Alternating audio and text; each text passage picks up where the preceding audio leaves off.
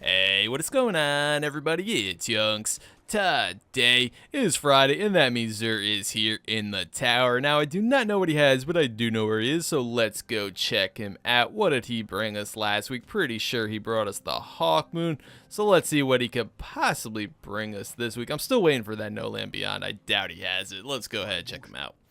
And he's gonna bring us Fourth Horseman. Alrighty then.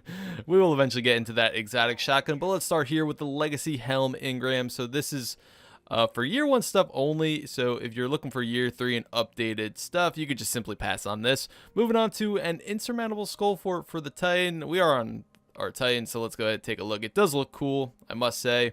But besides that, it doesn't really have much going for it. It has intellect and strength on this one, and the main perk here, gain an additional melee charge. Okay, so there are exotic gauntlets that just came out with Rise of Iron for the Titan called the Thagamizers, which also come with an additional melee charge as its main perk, and also comes with an additional benefit. I think it's for the striker melee. I forget exactly what it does. It comes with one of the... It automatically grants one of these striker melee perks for you. So right there, Thagamizers are already on top of this one. Insurmountable Skull Fort is pretty much pointless at this point because I just don't get Bungie. I don't know why they put out Thagamizers and then left this the same. I mean, no one's ever going to use this. I never see people use this, and I doubt people will ever use this. I just don't see a real reason to, especially now that Thagamizers are here. If Thagamizers wasn't here, then yeah, if you were going for like a full melee build on your Titan, I'm not sure who really does that, but if you really wanted to, this would be the choice. But now that Thagamizers are here, obviously that would be the better choice. So yeah, Insurmountable Skull Fort is not in a good place right now, in a very weird place, and I just don't see a real reason. Definitely not top tier. If you're looking for top tier stuff, you could certainly pass on this for your Titan. Moving on to the ATS 8 Tarantellas, or Tarantulas. We'll call it Tarantellas. I'm pretty sure that's the correct way to pronounce these. So this comes with Intellect and Discipline, and the main perk here, reduced arc damage from minions of the darkness, and arc grenades and arc blade recharge faster. So if you are, if you really do enjoy Blade Dancer subclass, then I would just say pick it up, because it's actually quite significant how much faster you get your grenades and your super. I did make a video on this specifically a while ago. Pretty sure they never nerfed it since. I could be wrong, but I'm pretty sure they have not nerfed this exotic chest armor for the Hunter. So yeah, it's pretty significant. If you excuse me, guys, if you wanted to check out that video, I can link it if I remember. I'm sure I will remember. But yeah, anyway, so what else competes with Tarantellas for a specific exotic armor for Blade Dancer? Shinobu's Vows with the double skip grenades, and also Mask of the Third Man, which lets your melees while in your super use less super energy. So I think Mask of the Third Man's pretty bad right now. It's not that significant. It's not significant enough to actually be good and useful. And Shinobu's Vows is pretty good if you enjoy skip grenades, which most people do on the Blade Dancer, especially in PvP, then it's really good. But this, I would say, is probably more of a maybe PvE thing, but no one really uses Blade Dancer in PvE. So I don't know, but these are still decent. If you don't like skip grenades, or you don't care for skip grenades, this would probably be the go-to armor for your Blade Dancer that I could think of. It's pretty good. So like I said, if you enjoy Blade Dancer, I would just go ahead and pick this up anyway if you don't have this already. We're gonna just move on from there to the Void Fang Vestments. This is for the Warlock, and this comes with Intellect and Discipline, and the main perk here, spawn with full grenade energy. Excuse me, I don't know where this cough is coming from. And Axiom Bolts gain an additional Seeker. So this is not specific to the Voidwalker. This can be used on any subclass.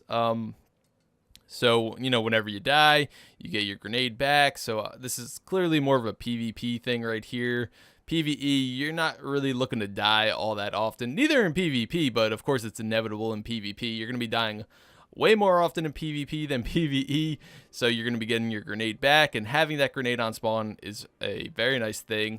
I wouldn't say it's the most top tier exotic for your Warlock in PvP. There are still good ones. I mean, they nerfed like everything.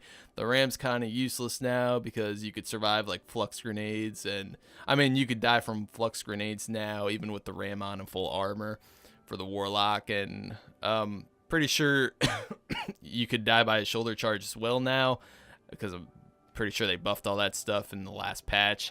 Could be wrong. Just go ahead, leave in the comments, guys. Correct me if I'm wrong, but I'm pretty sure the Ram is pretty shitty now.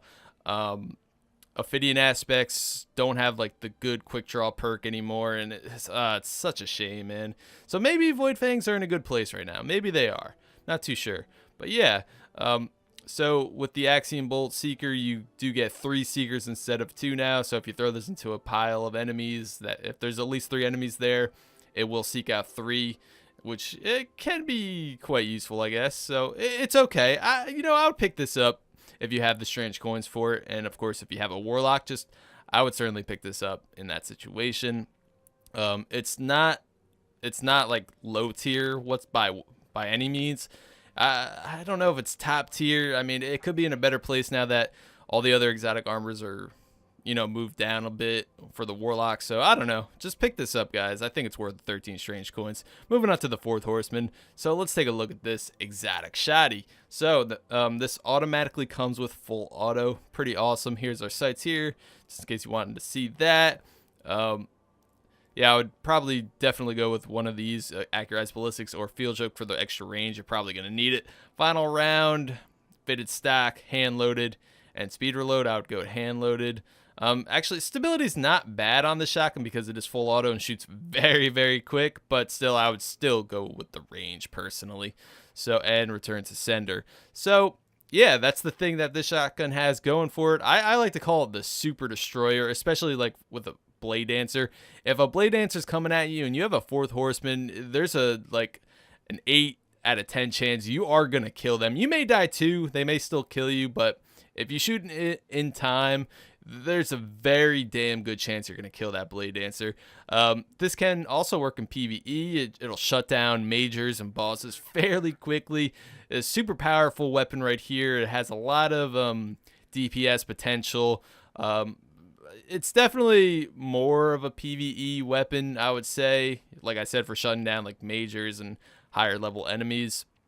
PvP, I see it more as a troll weapon, but it still can be fun in PvP. Just shutting down, it's fairly easy to shut down supers, like I said, a Blade Dancer mostly, and it's very satisfying when that does happen. Other than that, though, not a good shotgun. Like if you're looking for something with longer range and that's ammo efficient and whatnot, yeah, this is not going to be the shotgun for you, because this thing will run out of ammo very, very quickly, and especially with the new special weapon changes or special ammo changes, you're pretty much going to pick up your special and be out of special. You could literally shoot all your shots probably within a second.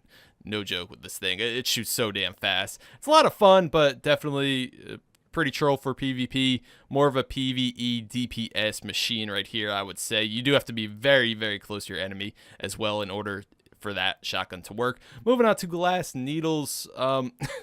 So this will cost you 3 strange coins, 3 motes of light, 1 exotic shard. Wait, let's move back to the 4th Horseman real quick. So, if you're looking for top tier stuff, you could probably pass. In PvE and PvP, it's just not, top tier. But if you're looking for just a fun shotgun to mess around with and just to deal a ton of damage very, very quick with, go ahead, pick it up. It's actually a lot of fun. It can be a lot of fun. Moving on to, okay, so we went over 3 strange coins, 3 motes of light, 1 exotic shard. This will change and alter your perks and, stats on your exotic armor. So let's say you want discipline, but you have strength on your exotic armor. Keep rolling glass needles until you get that perfect roll, until you get your discipline, and keep rolling glass needles until you, let's say you want sniper ammo, but you have shotgun ammo. Keep rolling glass needles until you get your sniper ammo. Moving on to 3 of coins. So let's go ahead and pop one of these for you guys. I actually already have one popped. So you're going to go to your consumables, use the 3 of coins right there. This will pop up. Exotic Particles grants a chance to receive an exotic engram on the next Ultra Kill or Crucible match completion. That is win or lose for PvP, and usually I'll pop this every other PvP match and before every boss in a strike. That is how I farm my exotic engrams. Of course, they are not guaranteed, and that will disappear, of course, when you kill that Ultra or after a PvP match or whatnot. Moving on to our heavy ammo synths. So this is a 3 for 10 deal, and this is a 1 for 3 deal. This is obviously the 3 for 10 is a better deal. This is a very good deal considering Banshee 44 in the tower will charge you 950 glimmer for 1 heavy ammo synth. That's very expensive. It adds up very quickly. So if you're big into PvE activities like raids, nightfalls, I'll just go ahead and stock up from Xur right here. Moving on to our vehicle upgrades, we have our Void Tribe and our Plasma Tribe. This will change a blue rarity Sparrow into a legendary Sparrow and also change the contrail color on it. So we have a purple here and a blue here. These are very unique. I rarely ever see anybody rock these. So if you want to be a little bit different, I guess you could go ahead, pick one of these up and infuse it with your blue Sparrow. Moving on to our exotic shard exchange. This will cost you 7 strange coins for 1 exotic shard. So back in the day, I don't know, not back in the day, probably a couple months ago, this was not an option. I could be wrong on that too. This was not an option. So the old way to get exotic shards, if you're desperate, is just to buy these from Xur here for 13 strange coins and dismantle them, and that's how you get your exotic shards. But now they added this, so very nice, very convenient, cheaper than 13 obviously, and you don't have to go through the process of dismantling. Very nice thing to have right here for everybody that needs exotic shards. Moving on to Mode of Light exchange. This will cost you 2 strange coins for 1 Mode of Light. So, of course, if you want to go ahead, grind those factions up, get those packages, or just simply level up your gear, this is always here for you if you have the extra strange coins lying around. Anyway, guys, that is it for Xur this week. Thank you so much for watching, and I will see you next time.